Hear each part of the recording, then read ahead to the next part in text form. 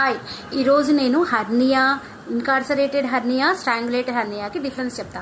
Hernia అంటే ఒక organ tissue ఉండాల్సిన ప్లేస్లో ఉండకుండా బయటికి అబ్డామినల్ వాల్ నుంచి బయటికి ప్రొట్రూడ్ అవుతే ఒక సాక్ లాగా, ఒక సంచి లాగా, ఒక బెలూన్ లాగా ఇట్లా వేలాడుతూ ఉంటే దాన్ని హర్నియా అంటారు.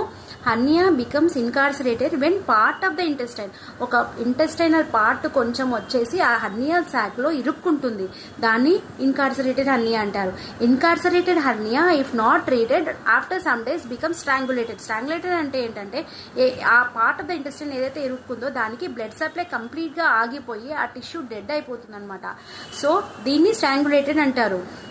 సో ఏ రీజియన్లో హర్నియా జరుగుతుందో ఆ రీజియన్స్ని బట్టి umbilical hernia, femoral hernia, inguinal hernia అని ఇట్లా డిఫరెంట్ టైప్స్ ఆఫ్ హర్నియా ఉంటాయి. సో స్ట్రాంగులేటెడ్, ఇన్కార్సరేటెడ్ కంపల్సరీగా ట్రీట్ చేయాలి.